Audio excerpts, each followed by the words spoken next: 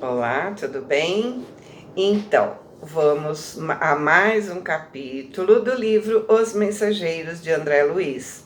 Hoje nós vamos ver o capítulo 33, A Caminho da Crosta.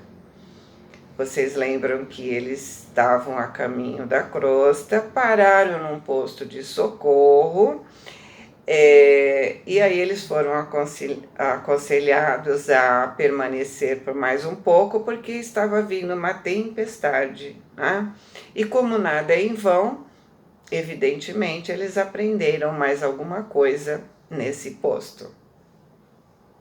E aí ele começa: após nos refazermos pela manhã, considerando a viagem ainda longa, nos despedimos comovidos. Pelo menos quanto a mim, podia afirmar que me afastava com mágoa. Tão belas as lições ali colhidas. Alfredo e a esposa nos abraçaram, sensibilizados, nos desejando jornada feliz e êxito no trabalho. Vários amigos da véspera estavam presentes, saudando-nos com alegria. Tomamos o carro, agradavelmente surpreendidos. Seria muito difícil para mim descrever a pequena máquina, que mais parecia um pequeno automóvel de asas, a deslocar-se, impulsionado por fluidos elétricos acumulados. Sempre atencioso, Aniceto explicou: aceitei o auxílio do aparelho não porque os desejo escravizados ao menor esforço, mas porque a permanência, embora ligeira, no posto de socorro, que constituiu, né, uma oportunidade das mais frutuosas à aquisição de conhecimentos necessários, vocês receberam intensivas lições, né, relativamente aos nossos irmãos perturbados e sofredores, bem como sobre os efeitos da prece. Desse modo, temos nosso expediente bastante adiantado, considerando que ambos se encontram em tarefa de observação e aprendizado acima de tudo. E depois de uma pausa, continuou: não creiam, todavia, que possamos aproveitar a máquina até a crosta. Calculo que só poderemos voar até o meio-dia. Em seguida, prosseguimos a pé. Aniceto calou-se por instantes, sorriu noutra expressão fisionômica e acentuou: isso, porém, acontecerá somente enquanto vocês não tiverem criado asas espirituais, que possam vencer todas as resistências vibratórias. Semelhante realização não deve estar muito longe. Dependerá do esforço que desejarem gastar no trabalho aquisitivo. Todo aquele que opere e coopere de espírito voltado para Deus poderá aguardar sempre o melhor. Não é promessa de amizade, é a lei. O pequeno aparelho nos conduziu por enormes distâncias, sempre no ar, mas conservando-se a reduzida altura do solo. Quase precisamente ao meio-dia, estacionamos em humilde pouso, destinado a abastecimento e reparação da maquinaria de natureza daquela em que havíamos viajado. O condutor se despediu de nós, que nos desejou boa viagem, preparando-se para regressar. A paisagem tornou-se então muito fria e diferente. Não estávamos em caminho trevoso, mas muito escuro e nevoento. Tornara-se densa a atmosfera, alterando-nos a respiração. Infelizmente, as emissões vibratórias da humanidade encarnada são de natureza bastante inferior, em nos referindo à maioria das criaturas terrestres. E estas regiões estão repletas de resíduos escuros de matéria mental dos encarnados e desencarnados de baixa condição. Viram porque estava difícil até para respirar? As emissões vibratórias de matéria mental nossa, dos encarnados e dos desencarnados de baixa condição, era muito grande. Lembra? A mente cria. E nós criamos aquilo que nós pensamos. A maioria que está em negatividade. Principalmente agora, nesse período de quarentena. Está todo mundo com medo, né? Antes também estava muito negativa. Veja bem, ele escreveu em 1900 e pouco, né? Já tinha negatividade. Agora, há quanto tempo a mídia está só trazendo negatividade para os noticiários, né? Então, está sendo muito intensificada. Então, se nessa época que ele escreveu o livro, já estava difícil de respirar, tamanha a densidade, estava frio, lembra que ele falou aí no começo, né? Estava frio, estava pesado. Imagina hoje. Olha a nossa responsabilidade em mudar, ou pelo menos ser um grãozinho de areia, né? Nessa mudança aqui, né? Bom, vamos lá, né? Atravessamos grandes zonas, não propriamente tenebrosas, mas muito escuras ao nosso olhar. Daqui a 2 horas, porém, encontraremos sinais da luz solar. Aniceto complementou: conosco a vastidão caliginosa, e falou em tom grave: com 4 horas de locomoção estaremos na crosta. Reparem as sombras que nos rodeiam.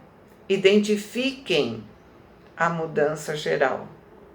Nossa peregrinação, francamente, foi muito pesada e dolorosa.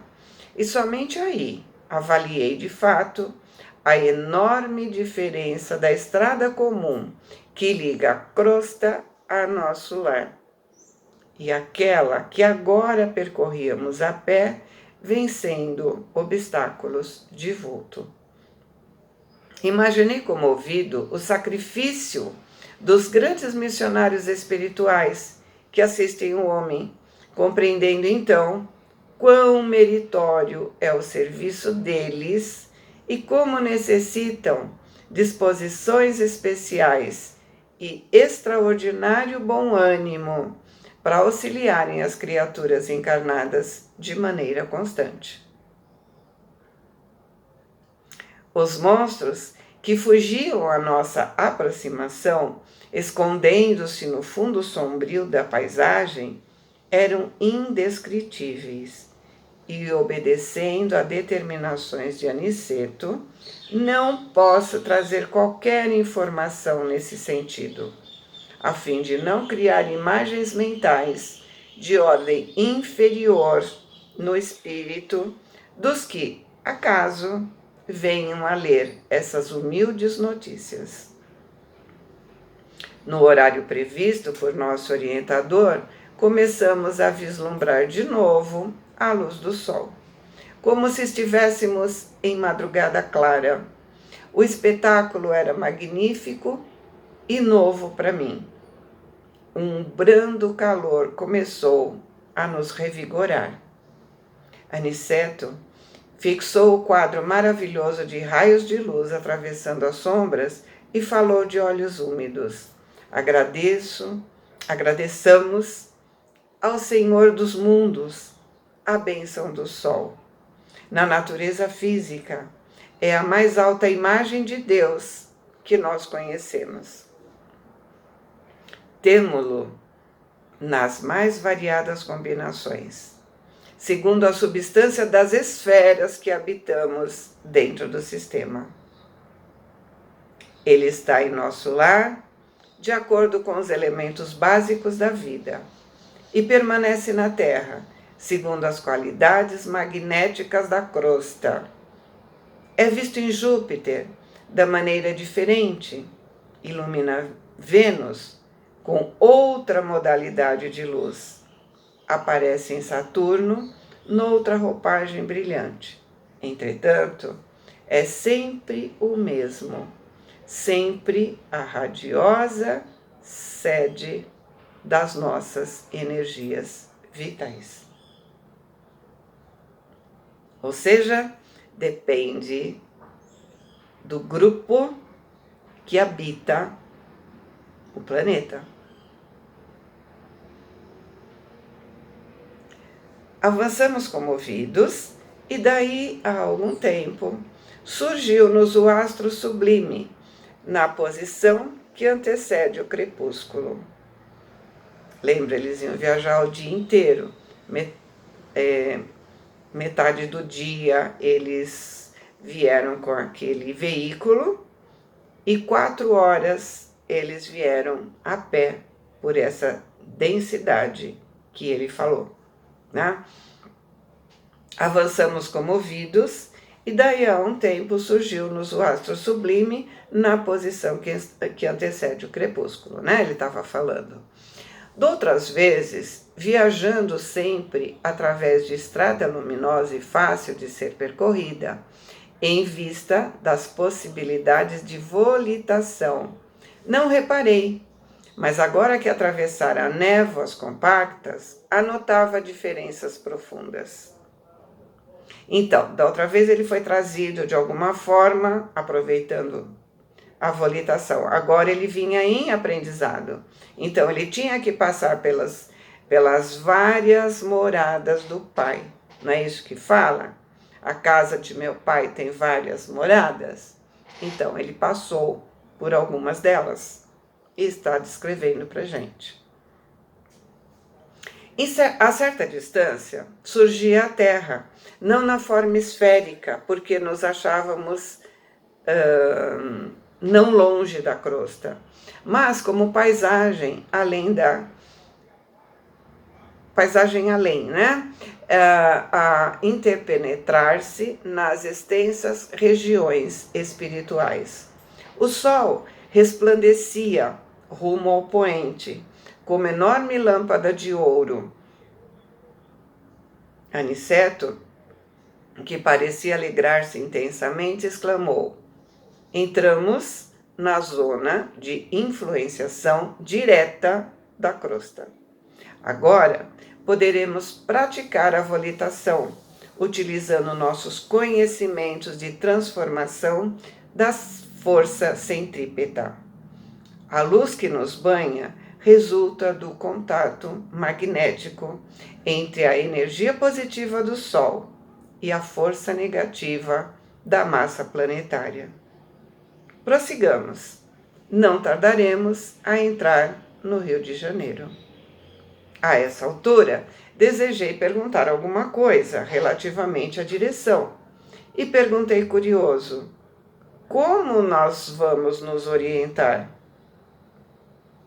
Antes de tudo, respondeu o instrutor, é preciso não esquecer que nossas colônias estão situadas no campo magnético da América do Sul. Qualquer bússola seria sensível de agora em diante, mas, em nosso caso, é indispensável educar o pensamento e nos orientar dentro da energia que lhe é peculiar.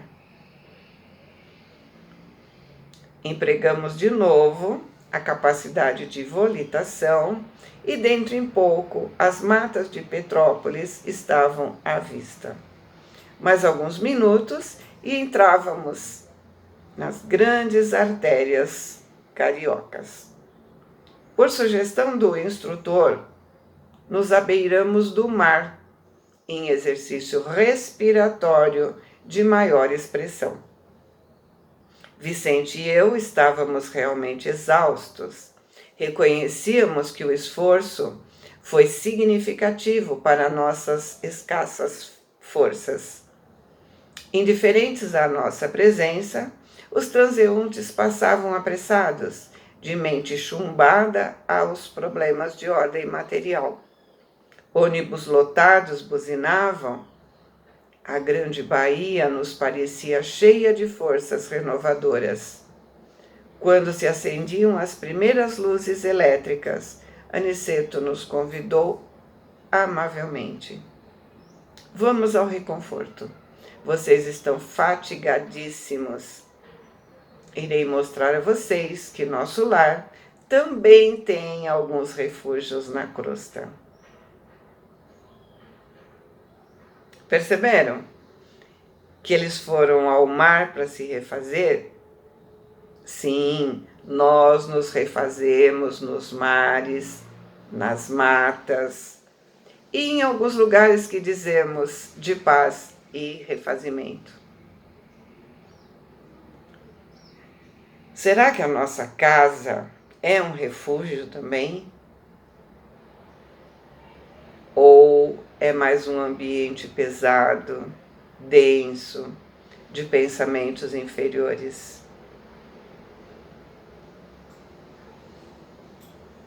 Boa semana, fiquem com Deus, amo vocês.